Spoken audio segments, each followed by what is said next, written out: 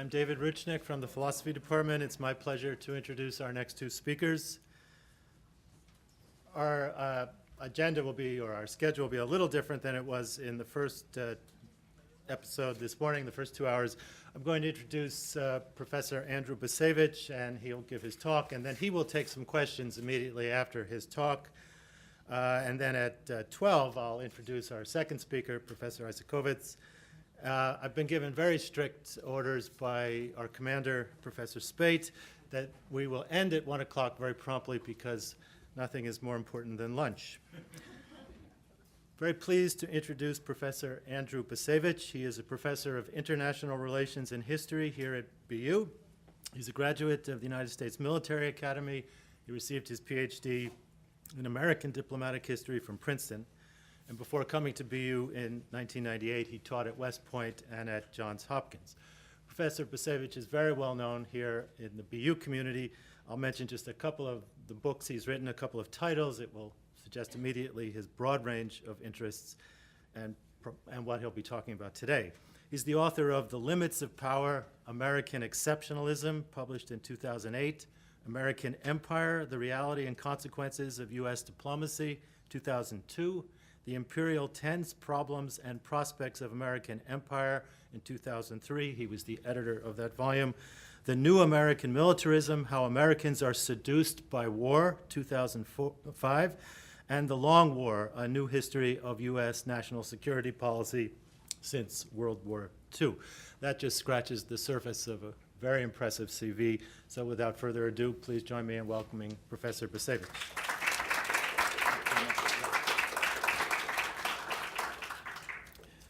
Well, thanks very much for the invitation and for the opportunity to participate in this conference. Just reviewing the titles of those books sort of makes the point that my beat is U.S. foreign policy, more or less contemporary U.S. foreign policy, and my beat tends not to focus on peace and peacemaking and reconciliation. If I have to stick a label on my head, I'm not sure that I want to, but the label probably would be conservative realist, and that reflects the fact that I tend to be pessimistic on issues that relate to making peace and bringing about reconciliation. Having said that, I have absolutely the greatest respect for people who are more hopeful than I am on those matters and who are working to fulfill those hopes. It's just that that perspective is not my perspective, which is another way of saying that just showing up this morning, I have ventured way out of my lane. Now, I have not prepared a formal paper. I have prepared some fairly brief remarks that I hope can at least set the stage for discussion. You know, if we don't fill up my hour, then we can get to lunch early, which is the most important thing. And my remarks, I think, in my remarks, I'll try to make 2 points, okay? And the first point has to do, the title of my talk, I think, in the program is Moral Obligations in the Global War on Terror. And 2 points in that regard. The first point has to do with the moral obligations of senior U.S. officials. And to state the matter quite bluntly, I believe that the principal moral obligation of U.S. officials is to the American people.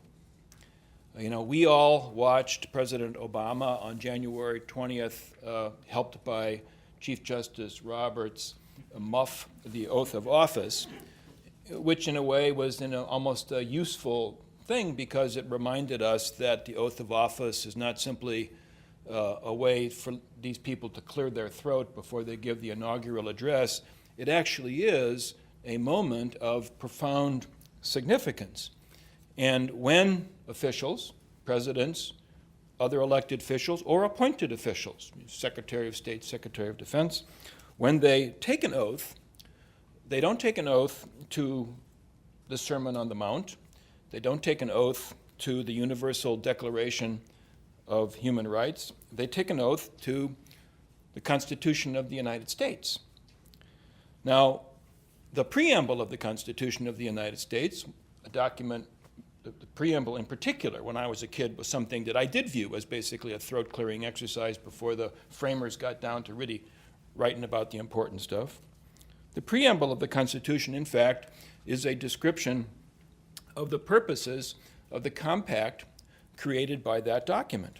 And the preamble of the Constitution concludes by stating that the purpose of the Constitution, and therefore the purpose of this union, is to, quote, secure the blessings of liberty to ourselves and to our posterity. I mean, that's why the United States of America was created. And I would assert two things. A, that purpose remains unfulfilled, that we have not yet today secured the blessings of liberty to ourselves and to our posterity.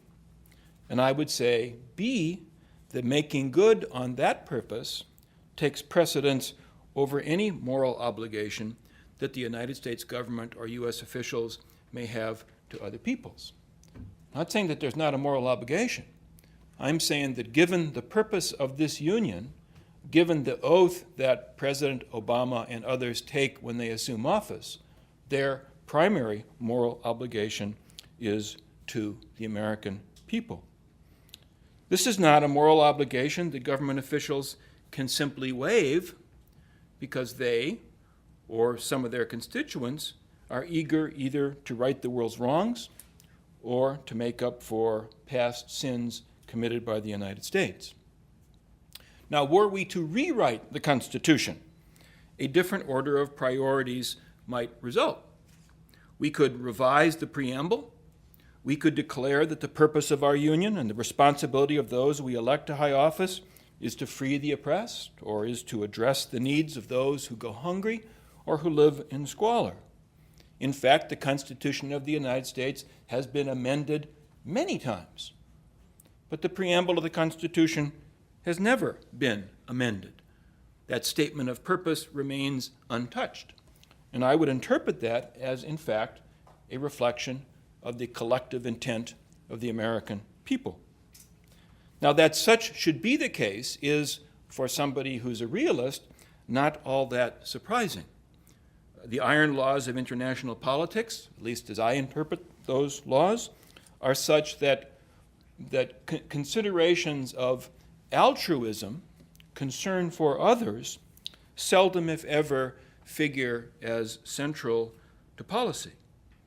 And this is not simply true of the United States of America. It's always been true of all other great powers in history. Considerations of self-interest, not moral principles, determine state behavior. I'm simply describing the way it is. I'm not trying to say that that's a good thing. Unfortunately, in my judgment, states all too frequently define their interests in such narrow and parochial terms that the pursuit of self-interest produces moral havoc. That has very much been the case in recent years in connection to policies pursued by the United States in connection to the so-called global war on terror. Certainly, since 2001, we have really made a hash of things. And the consequence is that hundreds of thousands, if not millions of innocents, mostly in Iraq, but not entirely in Iraq, have been killed, injured, displaced, imprisoned without charge, sometimes subjected to extreme physical and psychological abuse. Our consciences call upon us to acknowledge the wrongs done by the United States government, and people of goodwill will argue that something must be done to respond to the plight of those who have suffered injury at the hands of the United States. I have great respect for those people of goodwill who respond in an individual capacity, who contribute money or support efforts of humanitarian relief organizations because their consciences are bothered. Now, it could be, I say this as a realist, it could be that an enlightened definition of self-interest might persuade the United States that righting wrongs committed pursuant to the global war on terror is a political imperative, that we could, we could allay suspicion in many parts of the world that American power has become intolerable. And by behaving morally, we could quell those suspicions. Now, this brings me to my second point, which is simply this, that a serious effort to redress wrongs ought not simply to be placed on the backs of others. And let me explain what I mean. Have we created a vast pool of Iraqi refugees? I think the numbers, I'm not sure how many people have drifted back into Iraq, but I think at one point the estimate was that there were approximately 2.5 million Iraqis that had been displaced, mostly but not entirely, to Syria and Jordan. Well, then let us foot the bill for maintaining refugee camps. Better still, let us allow these displaced Iraqis to come here to the United States, if they wish to, so that they could here share in the blessings of liberty promised by the Constitution. But let us have the current generation of taxpayers pay for that effort to deal with the suffering of these people. Has our military invention in Iraq and Afghanistan left thousands of children without parents and thousands others too damaged to work? Well, yes, it has. Then let us assume responsibility for housing and clothing and feeding and educating and caring for these individuals, whether they are in Iraq or they are elsewhere.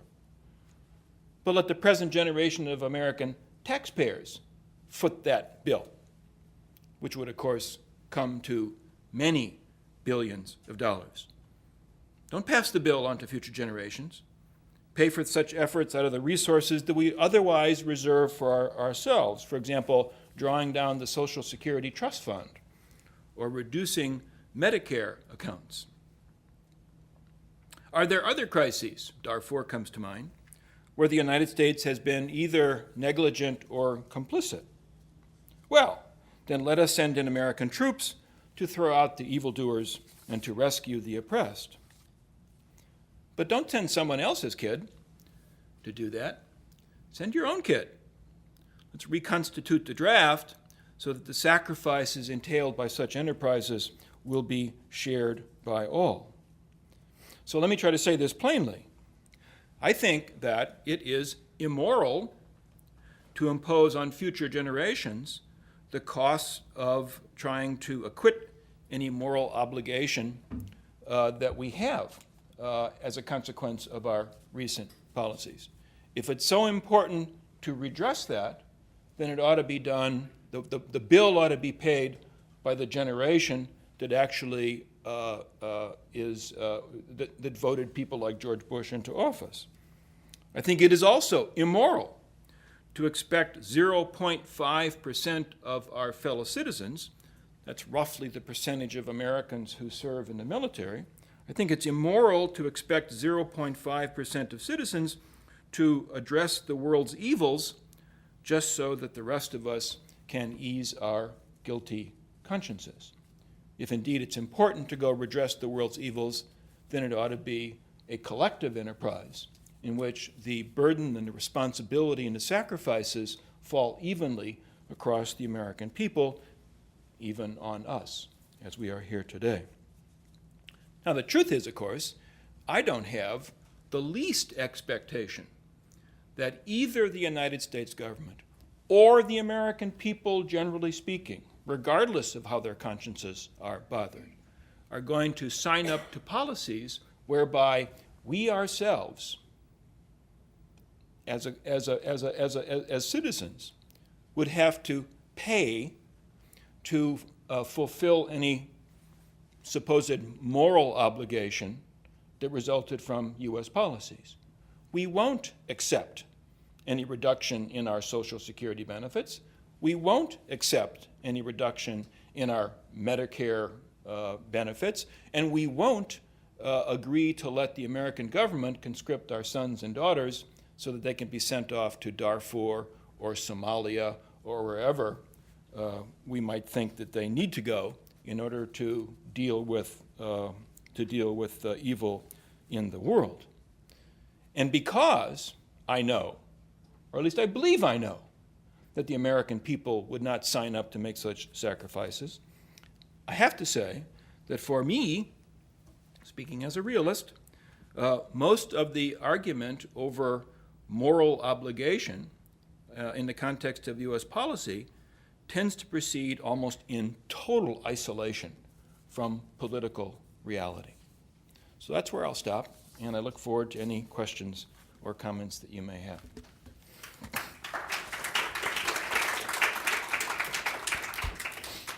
I'll take advantage of, can you hear me out there? Is there my, take advantage of my role as moderator to ask this question. I'm puzzled when you use the phrase enlightened self-interest. I'm just not clear what the force of your series of sentences, which began with "let us," really has. One way I think your remarks could have been interpreted, so please tell me if this is a poor interpretation, is that by making certain moral imperatives, we will enhance our self-interest. So, for example, if there were a draft, if there were a real threat to American social security, perhaps Americans would think much harder and better about making certain decisions. So one could argue, and I don't know if you're, I don't think you're arguing this, so that's why I'm asking the question, just for clarification. One could argue that by apparently being moral, one is actually operating in the best self-interest of the United States. Am I anywhere in the ballpark of your remarks? I don't think so. Good. I think what I was trying to say is this, that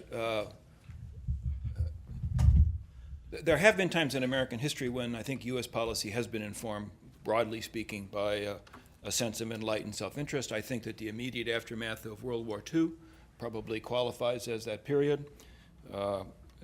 I'm personally persuaded that U.S. policymakers in the Truman era misinterpreted the intentions of the Soviet Union and overstated the severity of the Soviet threat.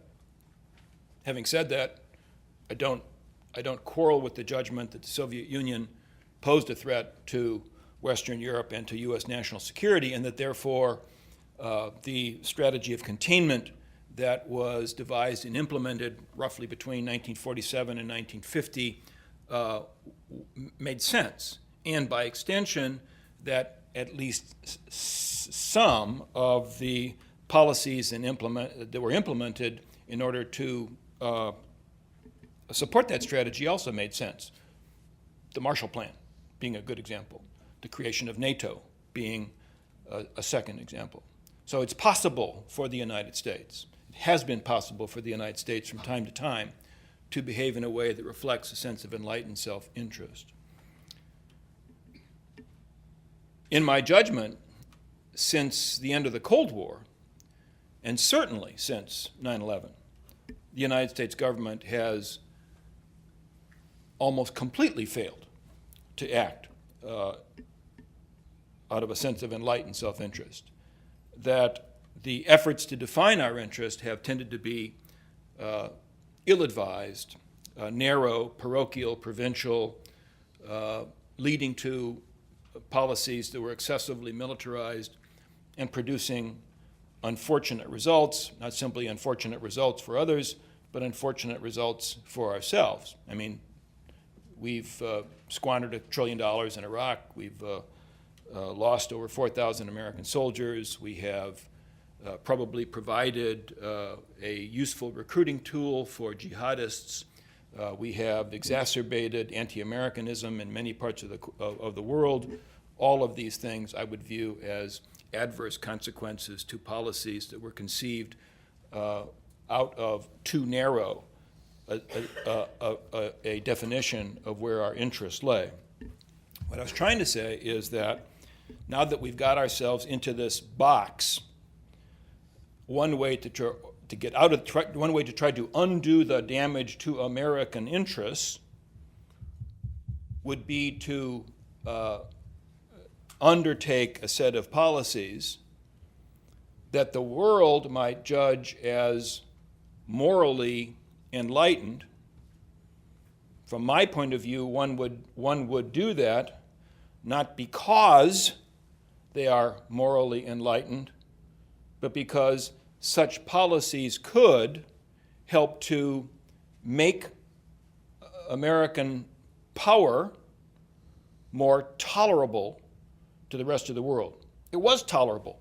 If you crank back to 1991, in the wake of Operation Desert Storm, what was perceived at the time as American primacy, remember all the talk about the sole superpower, was quite tolerable to the world.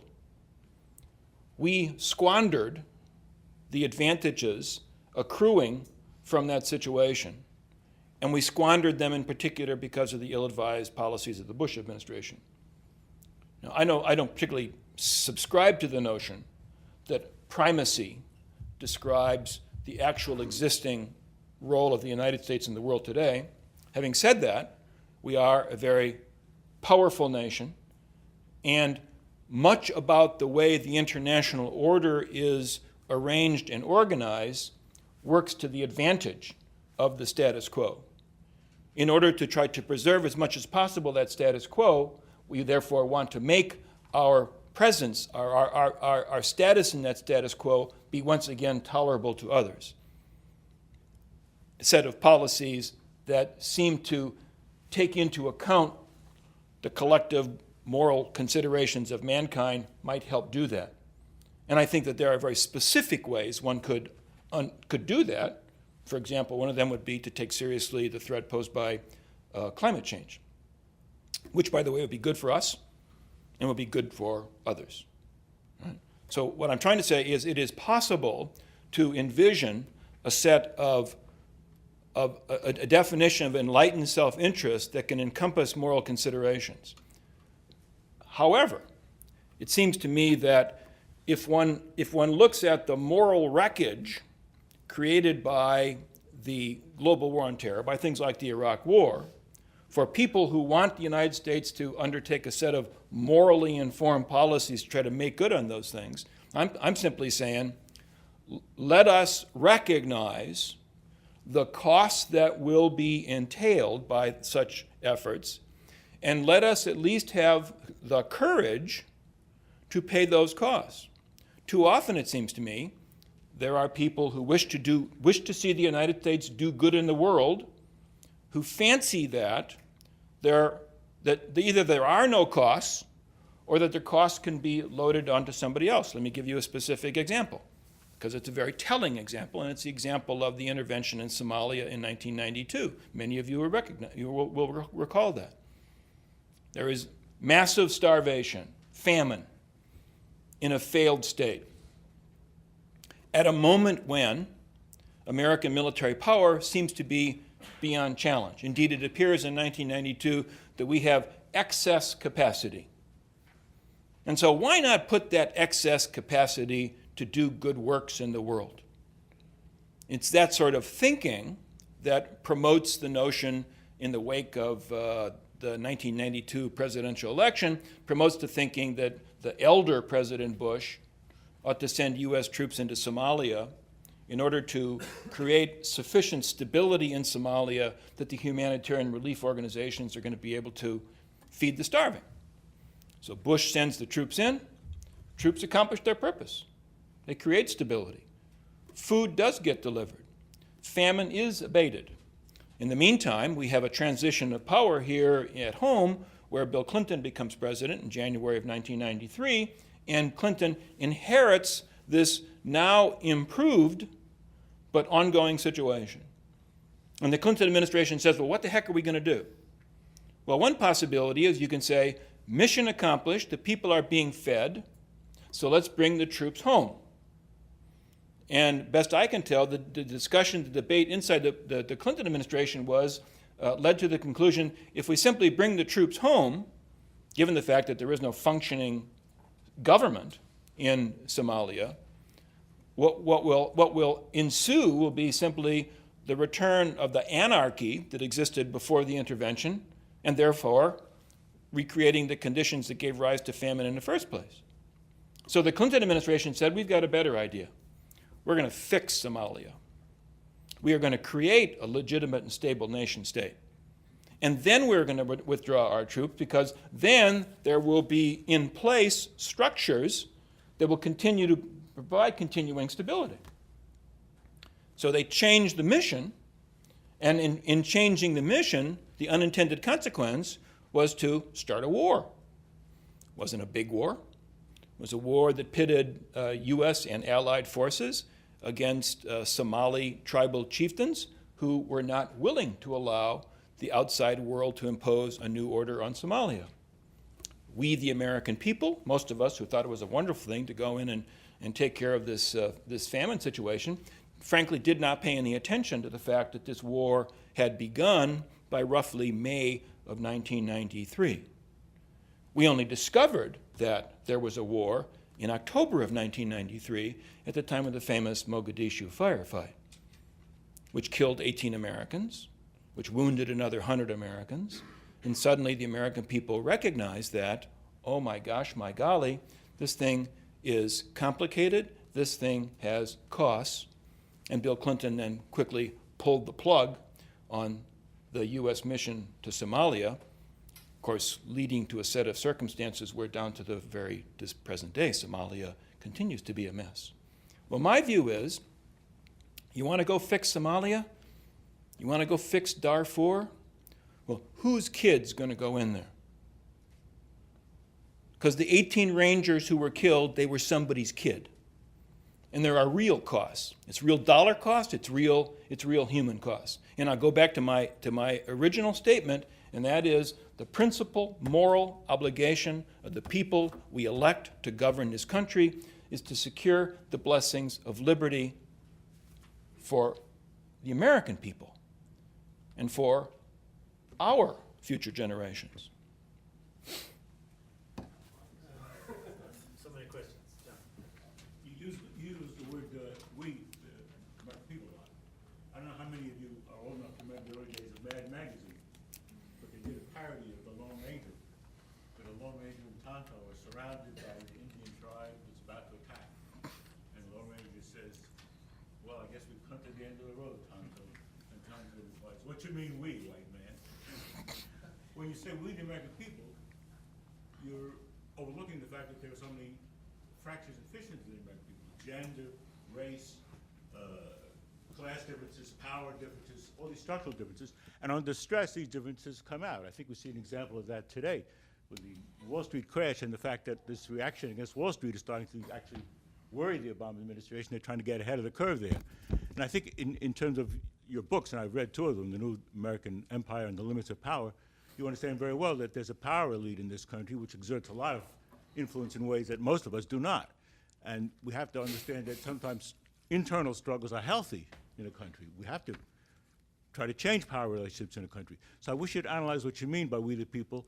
And yes, on a human level, of course, we're all human beings, and as soldiers, I agree completely, there should be no distinctions between us. But in many other levels, in terms of economic responsibility for the crisis, there are differences, and we should talk a little bit about the differences among we the people and what we should do about explaining those. We the people is, am I not mistaken, that we the people is the phrase that begins the preamble of the Constitution? Yes.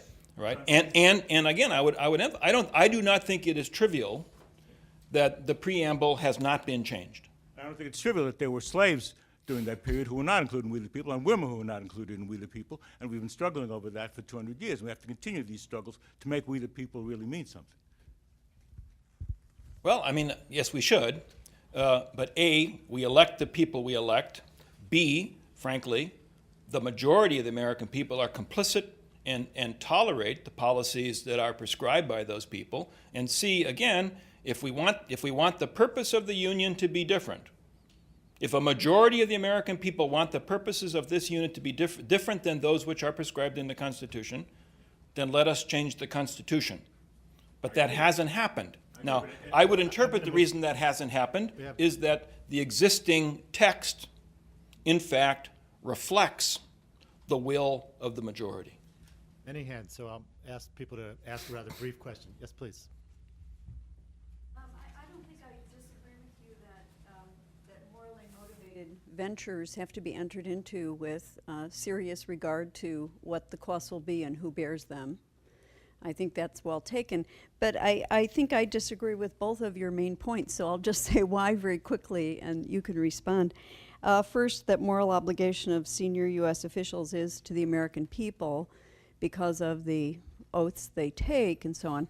Well, it's true that the role-bound obligations of senior U.S. officials are to the welfare, or as you put it, the blessings of liberty of the American people, but nobody's moral obligations are restricted to their role-bound obligations, nor is it the case that necessarily anybody's role-bound obligation in a particular instance supersedes any other moral obligation they have. So, you know, that you just need to say a good bit more in terms of whether human beings do not have, including 21st century Americans, for example, humanitarian obligations that could compete with, at least in some occasions, or even supersede the role-bound obligations of senior U.S. officials as senior U.S. officials. But the second one, even briefer, is the effort to redress wrongs ought not to be placed on the backs of others. Well, I mean, that sounds like a good principle, but it seems to ignore the fact that a nation is an association for certain common goods, and it's an intergenerational association. So there are lots of commitments, say treaty commitments, for example, that are made that are binding on posterity, just as there are lots of benefits that are created that then flow to posterity. So it seems to me, again, it requires a good bit more to establish that somehow it's simply obviously wrong that what one generation does has costs that are passed on to others.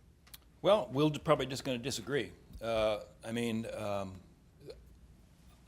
absolutely agree that President Obama as a human being has moral obligations, but it doesn't seem to me that his personal moral obligations ought to define his conduct in office. I don't know where would I want a president once I free presidents. I'm saying presidents, but it could apply more broadly to other officials, right?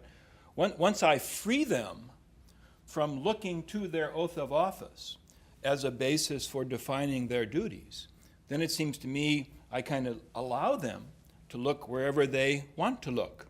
So, for example, we have this guy Bush who freed himself from the Constitution, insisting that the overriding imperative of protecting of ensuring American security, preventing a recurrence of 9/11, basically meant that the rule of law didn't particularly apply. I found that deeply, deeply troubling and offensive. So just as I don't want George Bush to have the latitude to look outside the Constitution for guidance as to how he should conduct himself in office, I also don't want President Obama to be looking outside the Constitution. Now, Obama may be sort of a nicer guy and have better attitudes than Bush, but it seems to me that one should be very careful about allowing people to define whatever code seems important to them as a basis for their authority or the scope of their actions. So we'll probably just disagree. Let's see, it's way in the back. This is a question that's more sort of, I think, within your wheelhouse in terms of America's moral obligation that I think comes from a fairly realist tradition, let's say, and whatnot. Let's go back to the Constitution. It clearly binds our leaders, but it's also a world document. It draws people in from all over the world to this country, and it has made us an exceptional great power, as you note yourself. And so I'm trying to pinpoint what our moral... I'm not sure I agree with what you just said, but okay. I'm trying to pinpoint our moral obligation. Clearly, the United States benefits. Here's the paradox. By being seen as a country that is more than just beholden to itself, the United States has benefits in the world. Given, and this goes to say how we're joined at the UN, or how countries don't bandwagon against us, and et cetera, okay? And as a realist, you're familiar with all those arguments, okay? Given that that's the paradox, that as seen as an altruistic great power, the United States, and that we benefit from it, Where does someone like you draw the line in terms of our moral obligation that is beyond self-interest or even enlightened self-interest? I'm not sure I agree with the premises of the question. I mean, I'm not sure that I agree with. We benefit by being seen as an exceptional great power. We probably do, but I'm not sure that we are seen as an exceptional great power. And in particular, I think, given our behavior over the past 10 years or so, that we have basically demolished whatever reputation, whether deserved or undeserved, we had for trying to behave in ways that could actually promote a broader sense of the collective good of the international community. That may be, but I mean, your argument begins with the Constitution. So I think, seen in that larger framework, the United States, perhaps we've used up all that goodwill, but the United States benefits in terms of its goodwill, I would say still today, and has historically, because it has represented itself as something more and is seen by countries around the world as something more than purely self-interested like any other state.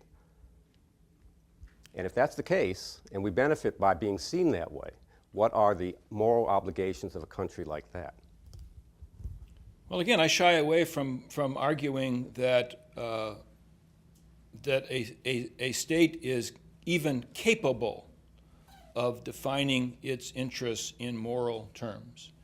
I think that inherently states define their interests in terms of power and of self-interest. I'm simply arguing. I tried to argue that it is possible to do that in a stupid way, and it's possible to do that in a wise way, and that's where you get into arguments about what's the definition of enlightened self-interest. And I would like to see us not become a nation that kids ourselves, that we act to further moral purposes, but I think we could become, once again, a nation that could discriminate between enlightened self-interest and narrow and parochial self-interest. And indeed, were we to behave consistent with a definition of enlightened self-interest as a bonus, not as a central purpose, as a bonus, we would actually probably be more inclined to act morally as well. But the crucial, the key here is to have an argument about what it is to be, to my mind, one of the great travesties of American politics as it pertains to foreign policy is that we have all this blather espoused by our political leaders about commitments to peace and democracy and the well-being of mankind. So it's just kind of this garbage that informs our discourse, where the reality is that that behavior tends to reflect a far more circumscribed sense of our interests. I mean, I think in many respects, the last panel was talking about the Palestinian peace process is in a sense a good example of that. I mean, or the U.S. relationship with Israel, in which there is this insistence that the special relationship, U.S.-Israeli interests align perfectly. Only democracy in the Middle East. We will stand side by side, et cetera, et cetera, et cetera. Purporting to believe in a peace process, which purportedly is going to bring about the creation of two sovereign states that live side by side in mutual respect and harmony. All that is a bunch of garbage. Okay?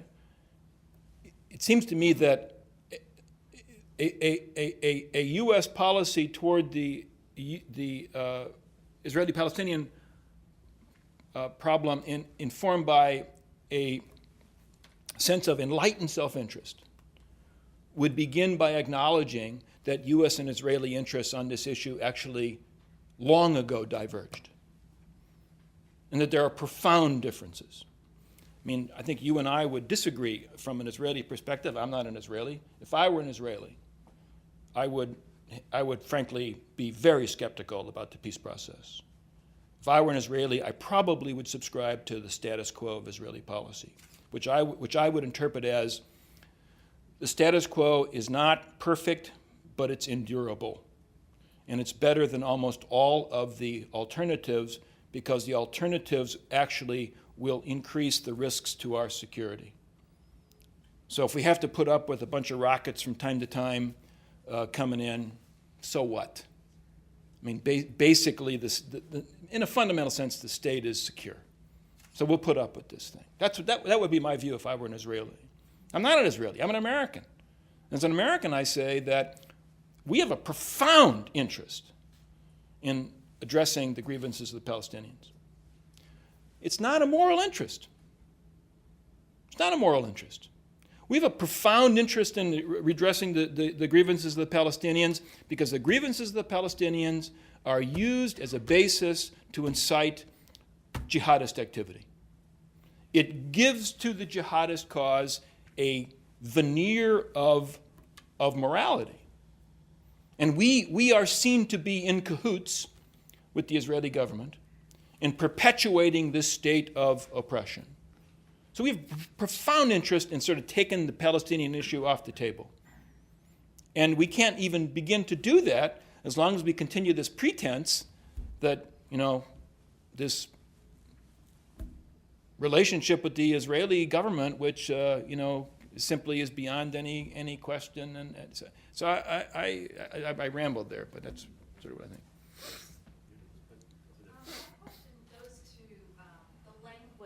Of politics and statecraft. And it appears to me, being that I'm aging faster than I'd care to admit, that we've really moved away from the language of the founders and framers and using, in terms of Enlightenment terms, the virtues and humility and tolerance as kind of the bases of actions. And we've moved towards using more religious-based terminology. And I wonder if, kind of looking backwards historically, the idea that the founders and framers had that basically everybody has self-interest that they're moving from their point of origin, that enlightened self-interest doesn't mean our absolute self-interest that we need to usurp power and control. It means our relationship in the rest of the world in protecting what we value at home and then relating it to how we relate to others in the world. Is that more addressing the point that you're making in terms of self-interest from enlightened self-interest? I'm not entirely sure I understood your point. I mean, you began by talking about sort of the religious sort of element of the way religious language or the way that political language has moved from the founders and framers framing around the virtues, classic virtues, to more religious terms, I would say through Bush II's tenure. Yeah. I'm not sure I'd blame Bush all that much. It does seem to me that, well, I think the founders were realists. They understood power. They understood that the United States of America, 1787, is not in a position to wield great power. I think it's clear from the outset they intended to acquire power, and this is reflected in the expansionist trajectory of U.S. foreign policy through the 19th century and into the 20th century. That just didn't happen by accident. To the extent that we became an imperial nation, it wasn't because somebody handed us the empire, it's because we sought the empire. And we sought to define our empire in ways that are different from the British Empire and earlier empires, but nonetheless, I think that this reflected great ambitions. I mean, the Jeffersonian phrase, the empire of liberty, right? So that part's not surprising. I think that I would point almost less to the religiosity of Bush's language. I'm not denying that at all, that his own way of expressing our aspirations was deeply informed by his own personal religious sensibility. But I think frankly, Woodrow Wilson will remain a far more important president than George Bush. And and the reason he is more important is because, although Wilson himself was also a religious person, that Wilson gave us the most eloquent expression of an American purpose to the world, which is intended to be transformative, to remake the world in our image. I mean, it was Wilson who stated explicitly in explaining U.S. purposes in World War I that American values are universal values, that we fight for American values. We fight, he said, in order to ensure the universal adoption of these values. Now, there is in that, I think, kind of a quasi-religious aspect, but it's not explicit. And my point would be simply that somewhere along the line in this project of expansionism that is the narrative of America's rise to the status of great power, the realism of the founders takes a back seat to the belief, which, by the way, precedes the founders, that we are God's chosen people, that we have a providential purpose, or a purpose that can only be defined in relation to history itself. And that this gets expressed, this larger ambition, not simply for power, but to bring about a transformation of the world, gets expressed by different leaders in different ways, sometimes more explicitly religious, sometimes less explicitly religious, but it certainly doesn't begin with George W. Bush. We have time for one more very brief question, so acknowledge before, yes. We just have 2 minutes, so. Yeah, I do not speak as an American. I am a political philosopher. And I thought that what made America great is that this country, American government, is like a jazz, put it, an improvisation, a sort of experiment, in the frontier. And that America in 1787, it's not the American that sits still, because the rest of the world does not sit still. And the idea, what you call garbage, which is American intervention, I think that there's something there, because the world has changed so dramatically that David Livingstone looking at Africa and saying, the open shore of the world. America has just closed the doors to Africa, and the only way that it goes there is for emergency intervention or something. The Chinese are there, the Indians are there, and they are creating goodwill for themselves for a different world. I think America is doomed if you want to look at this, securing the blessing of liberty for ourselves, meaning America and the posterity. I think that America ought to play it with its native sort of music called jazz. You need to move with the time. And the idea that you sit around like in the Westphalian idea where the world is small. Look at the credit problem in America ripples throughout the whole world. The terrorists in Mumbai, they can manipulate the world using the computer. And to the extent that you get the effect all over, now the forgotten corners of Africa, they are accessible by internet. This American technology, area travel has transformed the world, and I think that with that, America should transform itself. And the idea of sitting around as if this thing is etched on the rock, as if it came down in Mount Sinai, I think it is a very big mistake that brought America the terrorism that happened. I mean, I don't want to, and there are scenes of carnage to come if the citizens of this country, or people that can speak out, if you stand around and you hold on to this sort of metallic idea of America, I think that's the wrong idea. How would you want America to transform itself? You said America, I think you said America should transform itself. Yes. How would you expect or want Well, America I just gave you an example of Africa, saying that when David Livingstone visited Africa, he said this was the open soul of the world. Yep. And the whole idea is that this place there is a forgotten place, it's that continent. What I'm saying is that Africa doesn't sit still either. There are things that are happening, and the Chinese are there. The jihadists, they are there also. They are building madrasas all over Africa. And America is sitting around, you know, the idea that this is a dark corner for our self-interest. We don't need to go there. Our interest lies, it might be in the Marshall Plan that was created, and all the trade that goes on with the liberal democracies and their outputs.